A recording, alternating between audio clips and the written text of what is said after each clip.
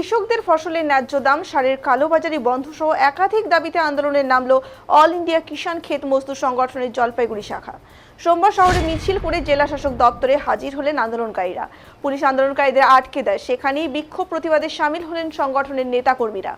আন্দোলনকারীদের দাবি, সমস্ত নিত্য প্রয়োজনীয় সামগ্রী সর্বাত্মক রাষ্ট্রীয় বাণিজ্য চালু করতে হবে। এমএসপি আইন সঙ্গত করে সরকারকে সরাসরি কৃষকদের কাছ থেকে ফসল কিনতে হবে। কৃষকদের সারা বছর কাজ ও সঠিক মজুরি প্রদান করতে হবে। সকল কৃষকের কৃষি ঋণ মকুব করতে হবে। 2023 সালে বিদ্যুৎ বিল বাতিল ও স্মার্ট মিটার বন্ধ করতে হবে।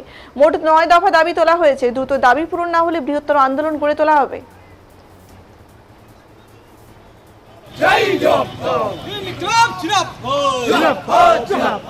অবিলম্বে সমস্ত খালের কালোবাজারি বন্ধ করো, বন্ধ করো, বন্ধ করো। এখানে ডিএম দপ্তরে এসেছি বিক্ষোভ মিছিল করে। সেটা হচ্ছে আজকে গোটা ভারতবর্ষের জেলায় জেলায় কৃষকের কৃষি ফসলের ন্যায্য দাম, এমএসপি আইনসঙ্গত করা এবং সমস্ত নিত্য প্রয়োজনীয় দ্রব্য সামগ্রিক রাষ্ট্র বাণিজ্য চালু করার দাবিতে গোটা ভারতবর্ষের জেলায় জেলায় আজকে এই কর্মসূচি আমাদের চলছে। এবং তার পাশাপাশি এই যে বিদ্যুৎ বিল 2023, যেখানে 2023 সংশোধিত বিল, সেই বিলের মধ্য দিয়ে সমস্ত সাধারণ মানুষের কাছ থেকে বিদ্যুৎকে কেড়ে নেওয়ার একটা চক্রান্ত চলছে। শুধু তাই নয়, স্মার্ট মিটারের নাম করে যেভাবে প্রত্যেকটি সাধারণ মানুষের ঘরে বিদ্যুৎকে বন্ধ করবার একটা চক্রান্ত করেছে, এই স্মার্ট মিটার অবিলম্বে বন্ধ করতে হবে। এবং তার পাশাপাশি আজকে কৃষিকাজের কোনো লাভজনক নেই, ফলে সমস্ত কৃষক আজকে লোনের দায়ে আত্মহত্যা করার পথ বেছে নিতে বাধ্য হয়।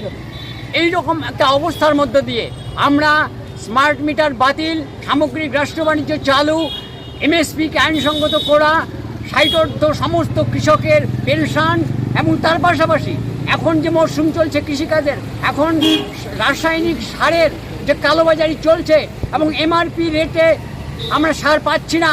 এডিএ অফিসে গিয়েছি, এডিএ অফিস থেকে আমাদের একটা হ্যান্ডবিল ধরিয়ে দিয়েছে। তারা হ্যান্ডবিলে পরিষ্কার বলেছে সরকার ট্যাগিং দেওয়ার বিরোধী এবং এমআরপি রেটেই আপনারা সার পাবেন। আমরা এডিএর কাছে শুনছি একরকম, আর বাস্তব ক্ষেত্রে দোকানে গিয়ে কিন্তু আমরা একদিকে এমআরপি রেটে সার পাচ্ছি না এবং তার পাশাপাশি ট্যাগিং আমাদের চাপানো হচ্ছে।